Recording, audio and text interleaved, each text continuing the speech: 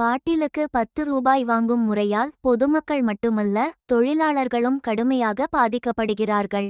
அந்த காலி பாட்டில்களை வைத்திருக்க கூட இடமில்லை என்றும் சுற்றுச்சூழல் அமைச்சர் என்பதற்கு பதிலாக சுற்றுலா அமைச்சர் என்று பேசியதையும் 15ஆம் தேதி என்பதை 17ஆம் தேதி உற்பத்தி என்று மாற்றி பேசியதையும் பாலியல் குற்றம் குறித்து கேட்கப்பட்ட கேள்விக்கு பதில் சொல்லாமல் சிரித்ததையும் அதேபோல் தொடர்ந்து நடைபெறும் சாலை மறியல் குறித்து ஒருவர் கேள்வி எழுப்பியபோது அதற்கு விஜய் பார்த்து பாரு என்று ஒவ்வொரு த.வே.க. அமைச்சர்களையும் ஜோசப் விஜயும் ஜோக்கர் படையும் என்ற தலைப்பில் இணையத்தில் ட்ரோல் செய்து வருகின்றனர்.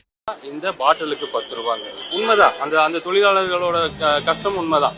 அந்த ரிட்டர்ன் வாங்குற பாட்டில எடுத்து வைக்கிறதுக்காக ஒரு இடம் தேவைப்படுதுங்கிறாங்க. கரண்ட் பில் கட்ட முடியலங்கிறத பார்த்தேன்.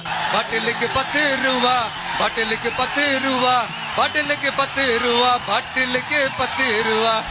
தமிழக முதலமைச்சர் இனமான தலைவர் ஜோசப் விஜய் அவர்களின் எனக்கு ஒரு அமைச்சரவையில் ஒரு வாய்ப்பு கொடுத்திருக்காங்க. சுற்றுலாத்துறை அமைச்சரா. சுற்றுலாத்துறை பத்தி உங்களுக்கு தெரியும். ஐயோ பாவம், அவரே கன்ஃபியூஸ் ஆயிட்டார். இது 15ஆம் தேதி போட்டுருக்காங்க. 15ஆம் தேதி மேனுஃபேக்சரிங் பண்ணாங்கன்றதுக்கு உங்ககிட்ட என்ன ப்ரூஃப் இருக்கு? யாரு செக் பண்ணது? ரொம்ப நேரம் நல்லா பேசிக்கிட்டாங்க ஐயா. அந்த கோயம்புத்தூர் சம்பவம் தமிழ்நாட்டை ஒரு பரபரப்பாக்கிறது.